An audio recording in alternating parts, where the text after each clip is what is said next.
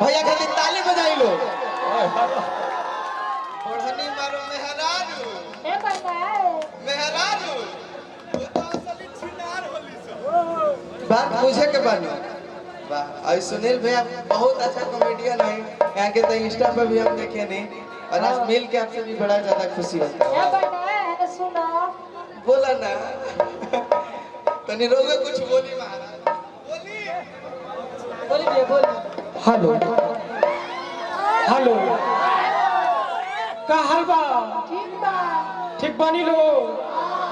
आई भैया हम सुनील कॉमेडियन अच्छा ग्राम हमकारपुर पोस्ट मुसहरी बाजार बाजार जिला गोपालगंज के निवासी हैं। हाँ सबसे पहले तो जितना भी हमारे दर्शक आयल बनी लो, हमारे छोट भाई बड़े भाई हो दूर दूर ले चाचा चाची लो, पीछे चाची लो बानी लो, हमारे छोट बहन लो बानी लो, इन्हें हमारे दोस्त हमारे बड़ा अच्छा अच्छा देखी लो, हमारे वीडियो देखे नहीं लो।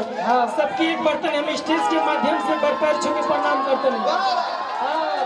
और हमारे गार्जियन हमारे मालिक धनंजय भैया भी अंदर अगर खाना खाते हैं तो पानी पियते नहीं तो हमारा आवाज सुनत हो तो यही जैसे वहाँ का हम प्रणाम करते नहीं। और जितना भी स्टेज पे आयल बनी लो राजाराम भैया के टीम लागल बा, बड़ा अच्छा लगता। आज यहाँ लोग के दिन बा, हे प्रदीप जी के दिन बा कि आज हमेशा बानी और हमरा बड़ा अच्छा लगेला।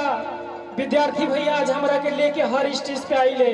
आई ना विद्यार्थी भैया तनी हमरी लगवा जाई ना जी आई ना जाई ना आज यही के दिन बाकी आज हर जगह हम घूमतनी और आप लोगों के प्यार आशीर्वाद मिलना में सबसे ज्यादा एक बार हाथ बता हमारे जितना भी यूट्यूबर भैया लोग आ लो एक बार हम लोगों के आप लोगों के हाथ जोड़ के सिर झुकाओ तनी तनी आशीर्वाद दे दो ताली बजा के भैया यूट्यूब खातिर।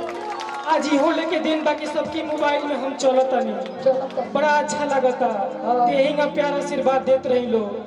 सेठ हो गई बजी हाँ भाई ना तो एगो भक्त आइल बा माई की द्वार पे, हाँ ज्यादा से ना कुछ कहो, बहुत कम टाइम मिलल बा। बीच बीच में आवत रहो आप लोगों के हंसावत रहो हाँ थोड़ा थोड़ा डांस भी हम करते रहो, आप लोगों के मनोरंजन होत रही। तो एगो भक्त आइल बा माई की द्वार पे। अब भक्त कैसे कहता माई से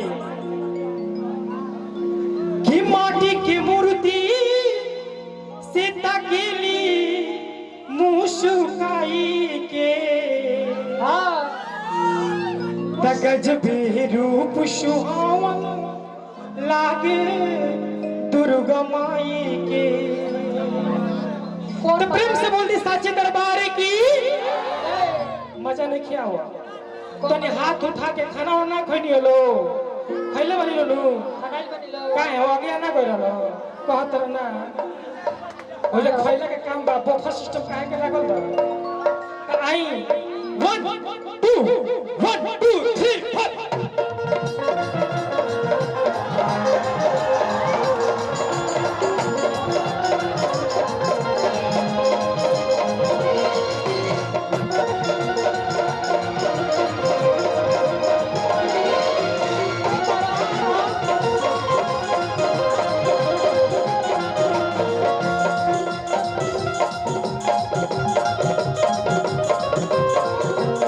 4 की मूर्ति से तकेली मुस्काई के तगज भी रूप सुहावन लागे तगज भी रूप सुहावन लागे दुर्गा माई के। ताली बजा दी लोग हाथ उठा के बड़ा अच्छा लगे।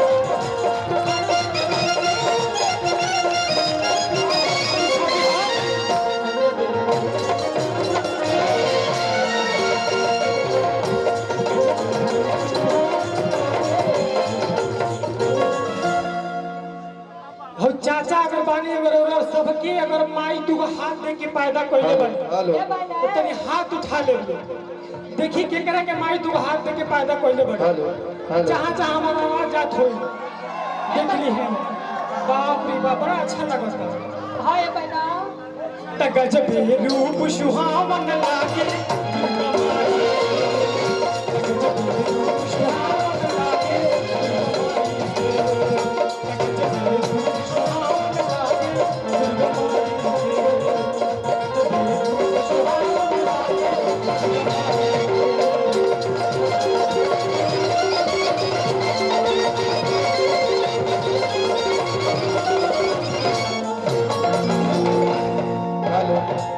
रे बहिना अगर अच्छा लागल हो तो ताली बजा के हमरा को आशीर्वाद दे देबो ए बहिना गर्दा कदिन हो यही है सावन के बड़ा बढ़िया बढ़िया सीजन चलता हां चलत अगर भैया, मेहरारू सुनील भैया। जी जी जी आई तनी अपन ऊ वाला डायलॉग बोली कि जो लोग देखले बा जी जी गाना तो माई के बड़ा लोग सुनता